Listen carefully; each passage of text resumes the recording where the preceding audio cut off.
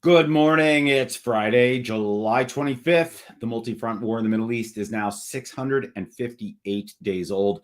I'm your host, Jonathan Schanzer. Welcome back yet again to the FDD Morning Brief. As of this morning, it looks like a hostage deal between Hamas and Israel is unlikely. Presidential envoy Stephen Witkoff said as much as he admonished Hamas for not acting in good faith, which is kind of wild given that Hamas is an Iran-backed terrorist organization that slaughtered 1,200 human beings in cold blood and kidnapped another 250 plus. I mean, has Hamas ever really acted in good faith? All right, semantics aside, I think we need to understand the dynamics here. Hamas sees Israel getting hammered in the media every day, and it doesn't want to end the fighting right now. I mean, why would they? If the goal is to further isolate the Jewish state, things couldn't be going any better for Hamas. More on that in just a few minutes. But first, our guest today is David Daoud. David is a senior fellow at FDD who focuses on all things Lebanon, from its dysfunctional politics to that little thing called Hezbollah. He's fluent in Arabic, Hebrew, and mostly in English. And he's been flexing those language skills to track developments in Beirut and beyond. I'm going to catch up with David in a few minutes for a proper check-in on what's happening in the land of the Cedars. Not enough coverage of that issue, if you ask me, so hang tight for that. Emmanuel Macron is on my marred list right now. It's not hard to understand why. The guy just announced that France will recognize a Palestinian state. It's not clear what France gains from this, but I know what Israel will get: insecurity, chaos, and political headaches. Here's what puts a bee in my beret. The French have a long history of making things worse in the Middle East. The French invasion of Egypt, read a book and learn what real colonialism looked like. Ugly stuff. The Sykes-Picot Agreement of 1916, that's when the French and the Brits decided to redraw the map of the Middle East, making international boundaries where they never existed before. Things have been super stable ever since, right? How about that brutal war between the French and the Algerian FLN, the National Liberation Front, in the 1950s and 1960s? Great job, France. Really, way to slaughter people for your colonial rights. There's the so-called stewardship of France and Lebanon and Syria, two super stable states, thanks to French mandates and influence. I could go on, but you get the picture. To be fair, the French did help the Israelis build their alleged nuclear program. Even blind squirrels can find a nut, I suppose. But let's be real. France has the reverse Midas touch. The region is worse off just about every time the French step in. In the end, Macron needs to climb down, and soon. Or maybe we need to call his wife to set him straight. I hear Brigitte's got a mean right hook. Just saying. Now for your headlines. Headline one: Saudi Arabia announced $6.4 billion worth of investment in Syria. Yes, that's a billion with a B. Saudi Arabia's investment minister, Khalid Al-Falih, announced the new investments at a conference in Damascus. More than 100 companies are participating in this conference, which is expected to result in no less than 47 agreements. Let's break down some of the numbers. The pledge includes nearly $3 billion for real estate and infrastructure projects, plus just over $1 billion for Syria's telecommunications and information technology sectors, which really right now amount to about zero. Al-Falih also announced the establishment of a Saudi-Syrian business council while he was in Damascus. The whole idea is to show that Saudi Arabia has Syria's back and maybe, just maybe, pull Syria out of the orbit of Qatar and Turkey. I'm all for that if the goal is to minimize the influence of Islamists, the Muslim Brotherhood, jihadists, and overall, if we're looking for regional stability. Headline two: another country is poised to join South Africa's genocide case against Israel and the International Court of Justice, the ICJ. It's nuts down there in Brazil, Brazilian nuts, if you will. Out of nowhere, the government has decided to join this unsubstantiated genocide case at the ICJ. Brazil accused Israel of violating international law by forcibly annexing territory and indiscriminately targeting civilians in Gaza. Of course, Brazil isn't the first country to join South Africa's crusade. Countries like Spain, Turkey, Colombia have also sought to join the ICJ case. Alas, Brazil's decision to do this is somewhat expected. Brazilian President Luiz Ignacio Lula da Silva, otherwise known as just Lula, has for years been agitating for a Palestinian state, often at the urging of wealthy Middle Eastern nations. After launching the so-called Palestine 194 campaign as he prepared to leave office back in 2011, Lula won the presidency again in 2023, just in time for the October 7th war. Lula is like a bad centavo. He just keeps popping up. Headline 3, 8 Israeli soldiers were injured yesterday. They weren't injured in combat.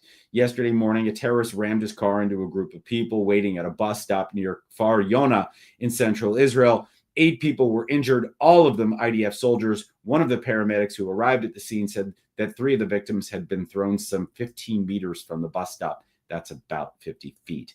The assailants fled the scene. Israeli authorities later found the vehicle abandoned near Beit Lead, which is in the West Bank, otherwise known as Judea and Samaria. Police tracked down and arrested one terrorist and continued the hunt for a second suspect. Speaking of suspects, Israeli police also arrested the man they believe was behind those botched bus bombings in the Tel Aviv suburbs earlier this year. After a 5-month manhunt, Israeli authorities appear to have nabbed their guy. All right, it's now time for my conversation with FDD Senior Fellow and in-house Lebanon expert, David Daoud. We need to keep an eye on Lebanon because there is a lot at stake there, a lot happening, and a lot just not getting covered. So let's break it all down right now. Welcome to the program, David Daoud. Hey, John, good to be on again. All right, good to have you.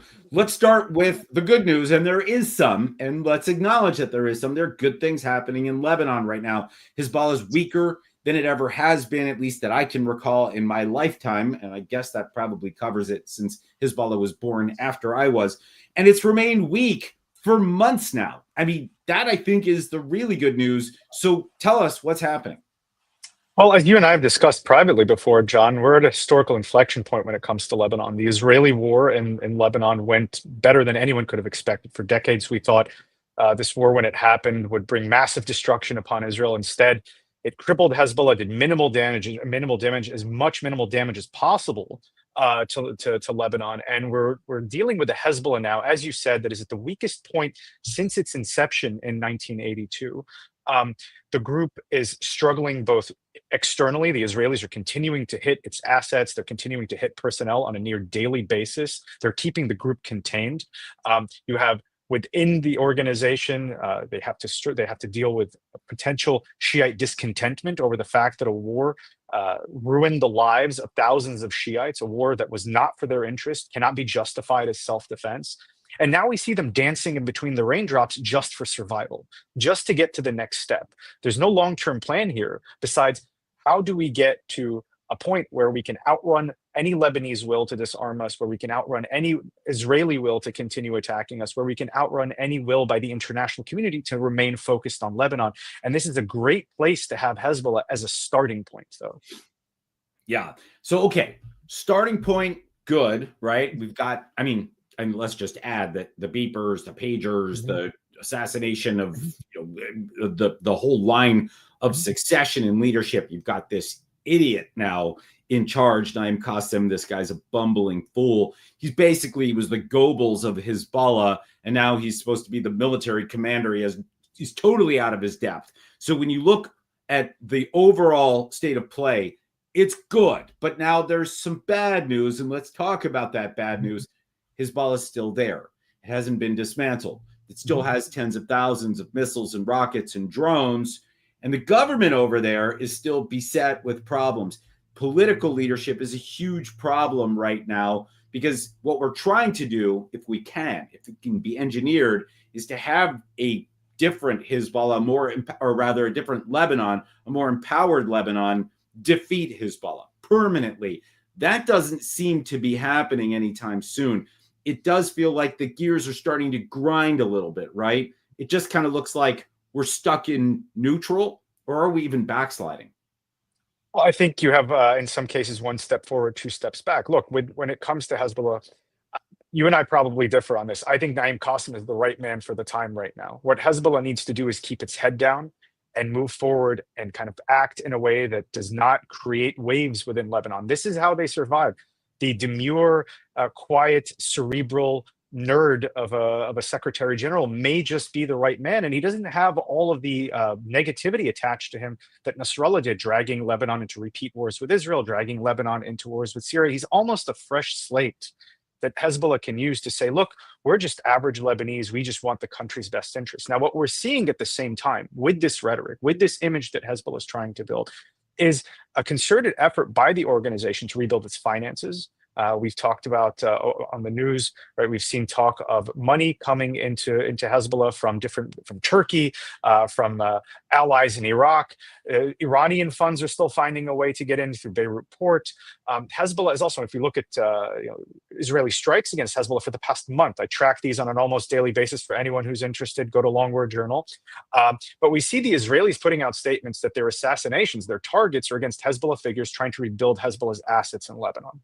So there is this effort by Hezbollah at the same time, like you're saying, there's perhaps some kind of will on the Lebanese, among the Lebanese, within the Lebanese government to deal with Hezbollah. There's some idea that they don't want Hezbollah to exist anymore, but they're not moving on it. They're not acting on it. And Hezbollah is exploiting this to slowly, incrementally rebuild its assets. So right now what we have is a situation where it's almost a marathon specifically between Lebanon and Hezbollah, and it's really who's going to outrun the other. And if the Lebanese government does not start to act more, does not start to work in the same incremental steps that Hezbollah is doing, small steps, we don't need massive overnight change, then Hezbollah will win this race one tiny step at a time. All right. Well, I am watching this and I am concerned. I do think that right now I have more optimism than maybe I ever have about Lebanon.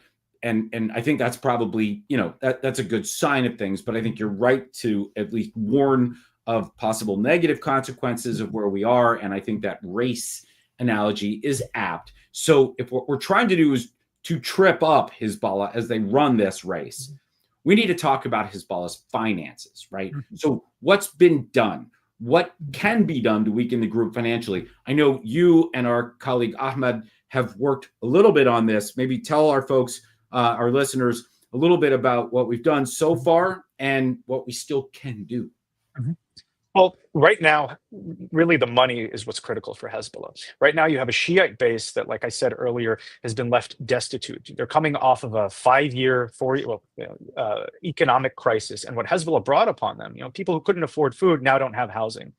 And Hezbollah is tight for cash to rebuild their houses, to give them the basic necessities of life. And this is necessary for Hezbollah to maintain their goodwill. So what we can do, what we've done, one of the projects that we put together here at FDD was to target a called it Hassan, not just at the high level. This is Hezbollah's banking and loans institution, but at the individual employee level, to make these Hezbollah social institutions, specifically the financial ones at this point, a toxic brand, to prevent the Shiites, to dissuade Shiites from dealing with them, to dry up their funding, to make them an unattractive employer. Now, where we see Hezbollah moving now is particularly in the social realm. There's an organization that has flown under our radar to some degree for a while called Wata'awanu. Wata'awanu sits right outside of Hezbollah's official organizational infrastructure, but in every way it is affiliated with Hezbollah. Its leadership has talked about how they are part of the Resistance Axis support environment. Some of the volunteers double as Hezbollah fighters. And what they're doing now is building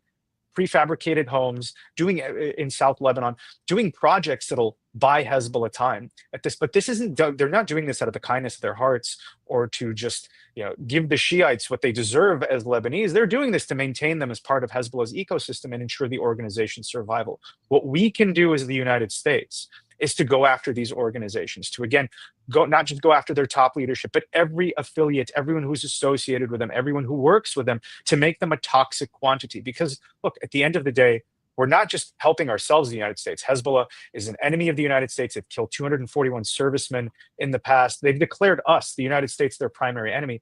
But we're also helping Lebanon, upon whom Hezbollah is a weight. It's an albatross around Lebanon's neck, and it'll never allow it to arise. So what we're doing here, by preventing Hezbollah from maintaining Shiite support, is pushing them out of Lebanon, pushing them out of this ability to control the Lebanese state and helping Lebanon rise again. Yeah. And just for folks keeping track at home, Al-Qard al-Hassan has already been designated by the United States as an illicit financial arm of Hezbollah, but it's still operating, right? So that's a big problem. Then you've got Ta'awun, which is kind of like Habitat for Humanity for Hezbollah psychopaths. And we need to do more to track that and to freeze that because that is essentially helping Hezbollah build goodwill again in Lebanon.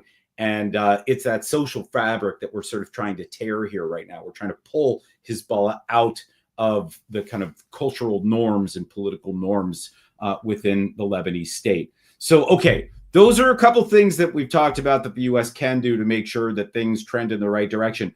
Are there other things right now that the U.S. government, that the Trump administration can do to help nudge things in the right direction, David? I think we've got some critical figures in Lebanon that we can work with. I mean, I like to say I'm not President Joseph Aoun's confessor. I'm not Nawaf Salam's confessor. I don't know what's in their heart of hearts. But what they've said on paper is they want to monopolize arms in the hands of the state. That's a great step. And it's a positive step that we haven't seen, like you noted, in decades. Let's help them actually actualize that. Let's push them if it needs to be, a gentle nudge, if it needs to be, giving them a lift, or if it needs to be a shove in the right direction. We need to be there to do that. We saw a positive step from BDL, the Banque du Liban, the central bank recently, where the new governor of the central bank issued a circular banning Lebanese financial institutions and banks from dealing directly or indirectly with unauthorized institutions in Lebanon.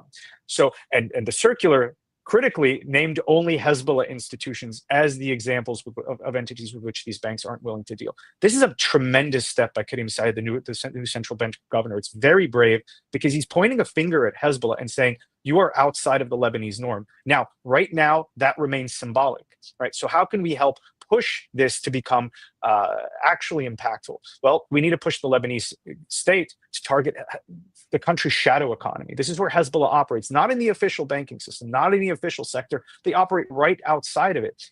Now, this shadow economy, take Hezbollah out of the equation, period, it harms Lebanon. This is what led to Lebanon's economic collapse. It's what prevents Lebanon from becoming economically viable. So let's help the Lebanese. Let's give them the tools to go after this Lebanese shadow economy. And in the process, you're harming Hezbollah's finances. You're pushing Hezbollah back. You're preventing them from maintaining the hearts and minds of Lebanese Shiites. And one thing we can do now, because Al-Qard al-Hassan sits right outside of this official financial system, because it lives in this shadow economy, push them to ban the shadow economy, which will in turn dismantle Al-Qard al-Hassan entirely, leaving Hezbollah financially worse off.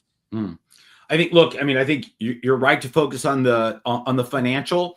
I got to say, there's some other little things that I'd be tracking right now.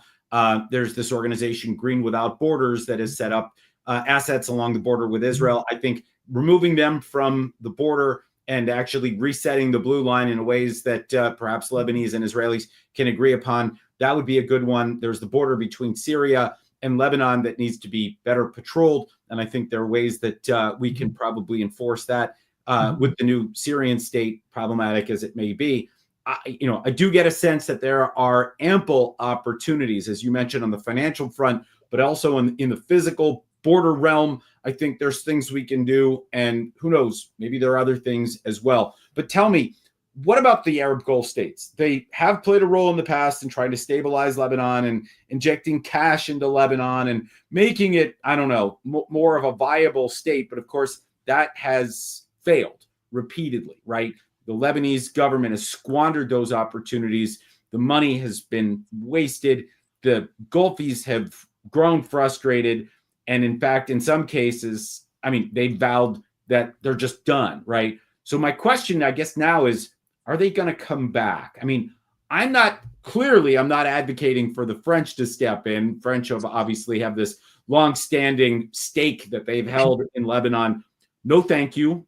Not interested. I think we're done with the French right now, especially as we watch what they're doing on the Palestinian front. But what about the Saudis? What about the Emiratis? Are they viable partners with the emerging new state apparatus in Lebanon? Well, I think there's a trust deficit when it comes to the Gulf states regarding Lebanon. As you noted, they've invested billions, not just in Lebanon overall, but in specific political figures. And what they've gotten back is failure after failure after failure. And now, despite the fact that we see that we have a moment, a historical inflection point, these Gulf states are hesitant to invest again because they're seeing that the Lebanese government is Hezbollah is at its weakest. They're not moving at a breakneck speed. It's causing them hesitation. At the same time, we have actors who are, like, one of them is France. We'll get to France in a second. But like the Qataris, who are, even when they try to be helpful, they're not helpful. We're seeing all this movement.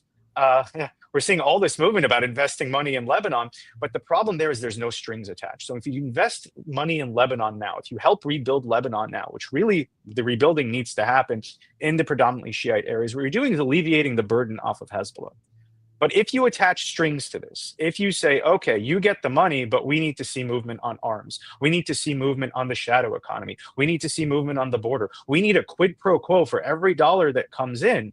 Then money can be beneficial. The problem is the Qataris will never put such conditions on it. So it needs to come from helpful partners of the United States, like the Saudis, like the United Arab Emirates. The problem is here's also a race, right? One where the trust deficit has to outrun Hezbollah's ability to rebuild itself. How do we get the Saudis to see Lebanon as a worthwhile investment anymore? Again, this is going to take some movement from the Lebanese with our encouragement, perhaps, again, a small increments here come with reciprocal increments from Saudi Arabia and the UAE. Now, it comes to France. France has always been the spoiler, not just in Lebanon. I mean, you noted France's sordid and checkered regional past. But let's go back to the 1950s when their official foreign policy was to undermine everything the United States did amidst the Cold War. This is an explicit French objective to just, even though we were providing them a protective umbrella against the Soviets. But go figure. As it comes to Lebanon, the French conception of Lebanon, they think it's helpful. They want to talk to everyone because they think that tamps down tensions. And that includes Hezbollah. It's not uncommon to see French officials go meet with Hezbollah officials with a picture of Nasrallah in the background. They think that this is how they stabilize Lebanon. But Hezbollah is the critical element that's destabilizing Lebanon by legitimizing them, by providing them the imprimatur of meetings with foreign officials. Not just a random small country, but a great power like France. You're bolstering and boosting their standing within Lebanon. This harms Lebanon in the long run. Everything they've tried to do over the past decade, but also after the ceasefire, is to feed into Lebanon's worst instincts. They've tried to push back the Israelis and stop the Israelis from continuing these airstrikes in Lebanon, their activity in Lebanon. The only hindrance to Hezbollah's resurgence at this moment, right? Not because just because they want to see this fictional stability in Lebanon. So it's the French position is not helpful. It's not productive. They're not willing to let Lebanon undertake the painful measures necessary to emerge from this state that has left it economically crippled, politically corrupt, and now controlled by a terrorist organization. So the French must be sidelined. We need to work directly with Gulf partners, and we need to set the parameters of what money goes into the country. Look, whether we like the Qataris or not, they are a partner of the United States. We have leverage over them, and if they're going to make a move within Lebanon to inject money, we need to stop that and say, no, unless there are strings attached, unless you do it on our terms and not on the French terms, which is a free-for-all for Lebanon, we're not going to allow this to happen. Okay, fair enough. I will just quibble with one thing. Don't call France a great power. I'm going to quibble with that. But other than that, fully agree with... No quibble. I'm an Anglophile, so... yeah, definitely not a great power. Just a mediocre, middling power, if you want to call it that. All right, we're going to leave it there. I want to thank you, David Daoud, for joining us today on the FDD Morning Brief.